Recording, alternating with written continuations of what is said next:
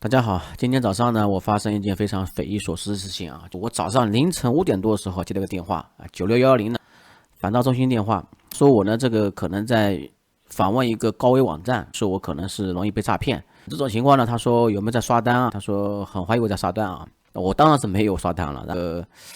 我明明在睡觉啊，凌晨5点多了嘛，怎么可能还在是吧？熬夜也不可能熬这么晚。电话途中呢，我打开手机看一下啊。就看到我这个宁波银行跟杭州银行发信息，宁波银行的话我是没有储蓄卡的啊，只有信用卡。那信用卡的，他这边也提示我啊，您可能存在被网络诈骗的风险啊，请注意账户资金安全。我不知道他信用卡是不是不让我用了还是怎么样子啊？那杭州银行的话，提示是不一样的内容啊，就说尊敬的什么什么先生，您可能正接触涉诈信息。为保护您的资金安全啊，我行已根据公安要求对您的账户进行保护止付。那这样情况啊，我想这个宁波银行、杭州银行大不了我不用了呗。杭州银行以前成为一张工资卡的存在，我很久很久没有用了，也给我限额了啊，那无所谓对吧？那我想着别的银行能用就行了嘛，是吧？我测试一下我平常正在经常用的卡，比如招商银行的卡啊、中信银行的卡，我自己转给自己。结果发现自己转给自己1块钱转不了啊，没法转。然后呢，我想，是不是招商银行我平常用的多，他把我给止付了，里面还有点钱，我换一个卡啊，换一个吧。工商银行里面也没什么钱，尝试往招商银行转，结果也转不出去啊，也显示账户异常。那我就不用判断了啊，其他银行我还有啊，不用判断了，基本上他这个是全部把你止付了啊，保护性止付了啊。后面呢，我是在网上小红书里面经常找啊。这种资料，说实话啊，很多这种受害案例或者说不爽的案例啊，这种被拦下、被冻结这种案例啊，其实在小红书上真的是非常多啊。我看了好多小红书啊，发生像我这种情况的人不在少数啊。而且抖音上也有很多，我这种看评论区特别多啊。有些人说这个反诈比诈骗还恐怖啊，诈骗的话就是钱没了，而且这种保护性支付吧，我看网上的真的让我吓一跳啊。一般来说就是48小时，但48小时之后呢，大概率是还会延长时间的，延长到1个月是大概率情况啊。如果说危险的情况的话，就可能6个月都可能。那你这个所有的卡不能用的话，那不是完蛋，对吧？它是只收不付啊。那你想嘛，有些人要信用卡还款啊，房贷啊，我没有测试去用微信啊，我发现支付宝可以用啊。刚好过几天我要还信用卡嘛，支付宝还信用卡的话不是要超额的话收费嘛，2000以上收费的嘛。那我就今天花点钱就花点钱，我就还信用卡，还是能还进去啊。支付宝还是能用，我余额宝里面还有点钱啊，幸好啊，支付宝还能用，否则的话真的是完蛋啊。那微信的话，我估计是不能用，因为我打开拼多多点一下的话，它是领取几分钱的嘛，那几分钱的话是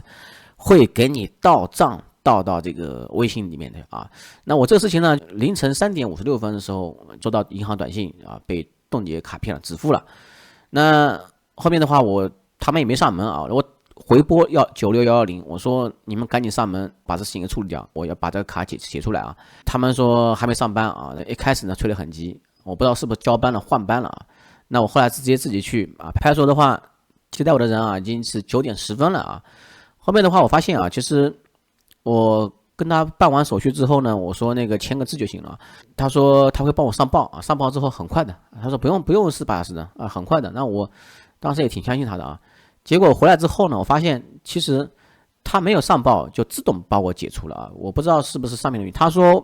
他跟我的意思说呢，就是说这个冻结啊不是他们冻结的，他们也没权限，是上面公安部冻结的啊，是查到这个高风险。那我还跟他想说了一些事情啊，我前面2次也是有这种情况啊，被列为这种反诈对象啊，容易受骗对象啊。我前面2次什么原因呢？主要的就是平常购物啊，网购我是比较多的人。第一次呢，就是疫情风控期间呢，怕这风控起来的话，这物资买不到啊，所以说呢，我买了很多东西啊，尤其是这种大米啊、面粉啊、面条啊这种啊，所以买了很多包裹的话，一次性可能有几十个包裹，每天都是十来个啊，特别多啊。那这个情况的话就。那个时候呢，就被反诈中心上门了啊。那次他说有没有刷单，我说没有呀，我说拼多多有个省钱月卡我全部用掉了这券啊，加上我有很多银行卡的话，信用卡绑定之后，它有这种减6块啊、减10块啊，我基本上都用了啊，那很正常对吧？那次就是签个字啊。第二次的话是啊。今年过年的时候呢，我要想着菜鸟驿站今年要回家了啊，到时候领不到东西，快递也不发了，对吧？那又买了很多东西啊，买了七七八八很多东西，也是几十个快递啊，也不行了啊，也开始上门了。上门呢也是问我有没有刷单，我说没有呀，我说这个就是因为过年了，我说买东西买的比较多，我就怕快递不发了啊，而且呢买一些这种用的东西、吃的东西啊，反正过年还可以玩玩，是不是？看电视机顶盒我也买了好几个啊。那这样的情况呢，导致这种很容易被认为刷单啊，那算了吧。那这次的话情况就不一样了，这次的话，我想这种它应该反诈模型应该不会这么简单吧？不是说因为我买了这些东西啊，他就是认为这个我刷单了。也许前面2次的话，他可能认为我刷单的话，他可能就上门就行了。这次的不一样啊，这次性质的话不一样，这次的话完全把我卡都给冻结。说是保护我啊，其实呢，也还行啊，至少的话没有把我冻结48小时啊，给我造成困扰。那6个小时的话，我至少能接受啊。它是这样子的，最近的话，我是淘宝上有个省钱月卡啊，每天可以领取2块人民币啊，2元券，这个券代金券，你可以在淘宝上买任何东西都可以减2块钱。那我想把这个券最大利用啊，就买这个2块08分啊，买2块3毛钱啊，这样的减去2块的话，不是3毛钱嘛？这样的话，一般算买纸巾啊。那纸巾的话，重量又比较轻啊。那现在的话，可能他们有这种物流的称重这种数量啊，这种重量是吧？那这种重量数据的话，一包纸巾这么轻，他可能会认为这个东西是不是空包啊？空包的话，就很有可能被认定刷单嫌疑。那我今天我这么多天啊，基本上要么买电池啊，就干电池，要么就是买这种纸巾啊，就这2样东西消耗品嘛。其他我也没买什么东西啊，所以说我怀疑这个也是个原因啊。当然，这个模型的话因素有很多，那我再想一想，就我最近还有什么事情就叠加在一起的，所以说他可能认为我这个有被诈骗的风险啊。那还有一个原因的话，就是我最近呢去了另外一个城市啊，隔壁城市办了一个外资银行的卡。那由于这边呢预约难啊，那隔壁城市呢他们网点多，因为大城市嘛，网点多啊，银行多，网点多，而且呢我认识的这个人呢，跟网点里面有一个人呢是特别熟啊，帮我预约非常简单啊，我可能会被认定就故意不在自己本地啊办卡，跑到异地办卡啊。当时办卡的时候呢，我也被那边的一个后台部门审核了啊。他说你怎么跑到这里来办卡？我说呢，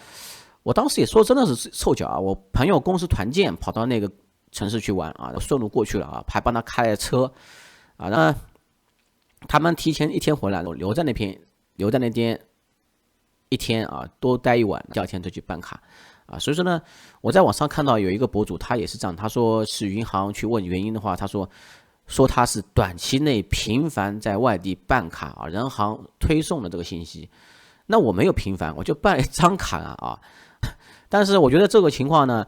也不是说你办外资银行的原因啊，是因为很有可能他会这样想，你明明可以在本地办卡的，为什么跑到外地办卡啊？舍近求远。他可能这样想啊，所以说这种也是疑点的，他可能有个算法模型里面会认为你这个有情况啊。第3点呢，我认为高风险诈骗啊，还有个刷单啊，他是说我刷单啊。我当时呢办完卡之后回来的话，有火车票嘛啊，高铁票要73块人民币啊，刚好呢飞猪有一个活动是助力4个人，你把那链接发给别人，让别人把你点开来啊。点开了这4个人啊，就可以省下30块钱啊，30块代金券。那这个事情不是很简单的吗？我也没有麻烦别人啊，我没有在微信上找别人帮我点这东西啊，这样太 low 了啊。我有个平台啊，网络平台嘛，就是互助平台啊。我花点钱嘛，我在里面可以设置个任务啊，1块5毛钱一个任务啊，4个人嘛就是6块钱啊，帮我完成这个助力了。我不知道这个也算不算，也是算不算被风控的一个疑点，也是不是算上一个风控模型里面就是有一个维度啊，也可能会占情况。当然的话，我在里面啊，我当时为测试，我也帮别人去助力了一下啊，明白吧？所以说呢，我这样的情况，我是不是也会被怀疑有产生我这好像刷单嫌疑啊？第4个情况呢，就前几天呢，我也在说啊，就老外呢给我转了一笔钱啊，转了一笔钱呢不多啊，400美金。然后呢，有一个平台呢，他以前呢给我发 PayPal 的啊，PayPal 呢就手续费高嘛，我说你就用美国银行的 ACH 的转账转给我得了啊，他没用那个东西啊，他直接用那个一个平台啊，这个平台呢是旧金山创业的一个公司，是一个非常全新的平台，这个平台非常好用。一开始呢用的时候呢，我以为这个平台是中国人用不了的啊，要用美国信用卡、美国这种资料啊。那当然的话，我尝试用美国注册的时候呢，它需要 SSN 号啊，那我就注册不了了啊。当时也折腾了半天啊，那我后面换成了中国 IP 注册啊，我发现中国 IP 是能注册的啊，它允许全世界。就类似于 Wise 这种平台啊，允许全世界大部分国家啊都可以注册。当时我填写的手机号码呢，包括中国纳税人个人识别号啊，就是中国身份证号码嘛啊，也都是填写中国资料啊，不知道是不是这个原因啊，我就直接打开浏览器访问的，没有走什么任何代理的这种原因啊。所以说呢，我觉得这个网站的话，可能是全新的网站，上面呢有些信息的话可能被采集到，说这个付款啊这种关键词啊，也有可能是吧？第5点的话，就我们没有这种电话软件，我最多只有 Line WhatsApp 但是用我也不用没人联系我就不用用的最多的谷歌的2步验证而且这个2步验证是可以离线的基本上我也不太用那个手机去上什么网，因为我说实话，我用手机打字都很慢我更喜欢用电脑上网。还有一个情况吧，我在隔壁城市的时候呢不小心点了一个脱发治疗的团购券这个脱发治疗团购券嘛，我点了之后呢，我点错了然后点付款了，因为付款的时候呢，它是人脸识别的嘛，直接付款了，我就立马退款就在退款之后呢，立马人家我还没退款呢，说实话，人家电话就打过来了说先生你是不是脱发的困扰我说我划错了，我说我马上退款对不起结果呢，我退款之后呢今天也收到电话。昨天也收到电话，老是打电话过来问我这个脱发有没有困扰。我发现这个脱发是不是利润特别高3天2头的推销。发现这几天呢，我前几天还吐槽了说这个广告电话特别多。我就发现这几天广告电话真特别多，无论是贷款的、脱发治疗的、推广这 POS 机的，还有跨境电商这种物流的，太多了。还有法务咨询还有这种会计税务真太多了我怀疑是不是这个原因，也是因为有些电话吧，你不接还不好就好像今天我一个接到个京东电话，我说你们怎么老是用192的号码，而且是外地号码，这种号码说实话我都不太想接我真的是因为有快递有时候才接真的是我怀疑这种就是可能有各种因素叠加在一起被触发了，那我怀疑这样原因至于银行那边的话我也联系了一开始的时候联系的招商银行呢帮我查他说他没查到临时性的保护性的支付他这边显示是2天之后就自动解除我说2天我都等不了2天之后，我看网上有很多人说2天之后又是一个漫长2天，一直就48小时听说这48小时之间呢是有个空档期的但是空档期难道我天天去熬夜等那空档期吗？那也不是不现实的问题是吧？那这种情况怎么办呢？那后面还好解除了，解除之后呢，我尝试给自己转1块钱在支付宝里面充值1块钱，都成功了还好都成功了。我又打个电话给招商银行，我说你看到我状态是正常了吗？他说是正常了。我说你可以看到历史状态吗？之前被冻结的这个状态嘛。他说冻结的话分2种情况一种的话就是像我这种是